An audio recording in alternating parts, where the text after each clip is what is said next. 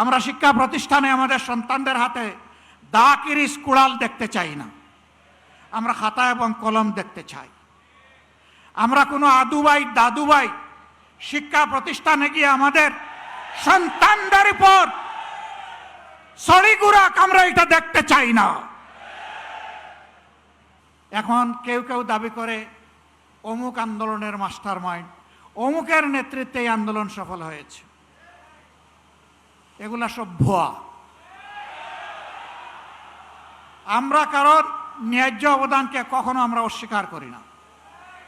আন্দোলন আমরা সবাই করেছি, কিন্তু আমরা তীরে ভিড়তে পারি নাই। আমাদের তরি সমুদ্রে ভাসমান ছিল। জুলাই আন্দোলনের নায়করা এই তরি নিয়ে ঘাটে ভিড়েছে, জাতিকে মুক্তির পথ দেখিয়েছে। তাদেরকে সম্মান করতে ভালোবাসতে শিখুন, তাদের নিয়ে তুচ্ছ-তাচ্ছিল্য করবেন না। আপামর ছাত্র সমাজ জীবন বাজি রেখে তখন ঝাঁপিয়ে পড়েছিল। শ্রমিকরা পাশে দাঁড়িয়েছিল, মারা রাস্তায় নেমে এসেছিল, স্ত্রী তার স্বামীকে পানি এগিয়ে দিয়েছিল, সন্তান কুলে নিয়ে মা রাস্তায় নেমে এসেছিলেন। এই দিনগুলো ভুলে যাবেন না। সংগ্রামী ভাই বোনেরা, আমরা এখানে আগামী দিনের আন্দোলনে শরিক হওয়ার জন্য দাওয়াত দিয়ে আপনাদেরকে এখানে আনি নাই। আমরা এনেছি কৈফিয়ত দিতে। আপনাদের প্রত্যেক ব্যক্তি এবং পরিবারের কাছে আমাদের দায়বদ্ধতা আছে।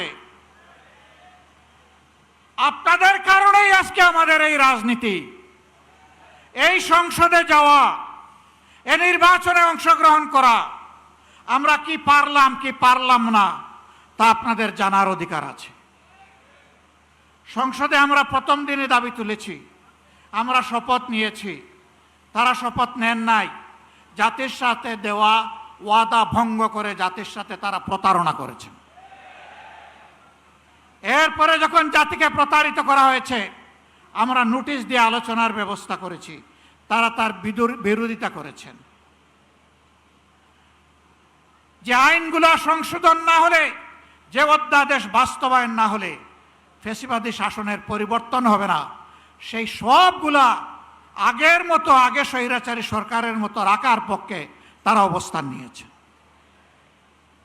আমরা বিএনপিকে পরিষ্কার বলে দিচ্ছি, আমরা দেখতে পাচ্ছি সম্প্রতি কয়েকদিন ধরে বিভিন্ন জায়গায় জায়গায় শিক্ষা প্রতিষ্ঠানে, ঢাকা বিশ্ববিদ্যালয়ে, এমনকি এখান থেকে মাত্র কয়েক গজ দূরে মানুষের আশ্রয়ের জায়গা, আইনের আশ্রয়ের জায়গা থানা, সেই থানার ভিতরে ঢুকে দুঃখজনকভাবে ডাকসুর নির্বাচিত প্রতিনিধিদের উপরে হামলা করা হয়েছে। বার্তা পরিষ্কার। যেদিন তারা গণভোটের রায় অস্বীকার করেছেন, আমি বলেছিলাম বিএনপি আজকে থেকে ফ্যাসিবাদের পথে যাত্রা শুরু করলো। এইটা ফ্যাসিবাদ। গতকাল আপনারা দেখেছেন নেত্রকোনায় জাতীয় সংসদের নির্বাচিত সদস্য, বাংলাদেশ জামাতে ইসলামীর প্রতিনিধিত্বকারী, জনগণের প্রতিনিধিত্বকারী অধ্যাপক মাসুম মোস্তফার উপরে হামলা করা হয়েছে, গাড়ি ভাঙচুর করা হয়েছে, তার সহযোদ্ধা সহযোগীদেরকে নাজেহাল করা হয়েছে। এটা কোন বাংলাদেশ? এই বাংলাদেশকে আপনারা চেয়েছিলেন?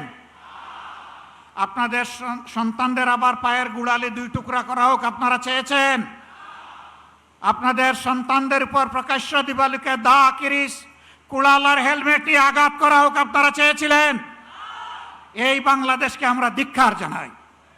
এ বাংলাদেশ আমরা চাই না। আমরা পরিবর্তনের বাংলাদেশ চাই, যেই বাংলাদেশে শিশু যখন ঘর থেকে বের হবে, কিশোর যখন বের হবে, যুবক যুবতীরা বের হবে, আমার মা বোনেরা বের হবে, তখন কারো বুক দরু দরু করে কাঁপবে না।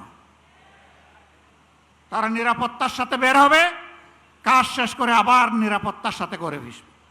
আমরা ওই বাংলাদেশ চাই। আমরা শিক্ষা প্রতিষ্ঠানে আমাদের সন্তানদের হাতে দা কিরিস কুড়াল দেখতে চাই না। আমরা খাতা এবং কলম দেখতে চাই।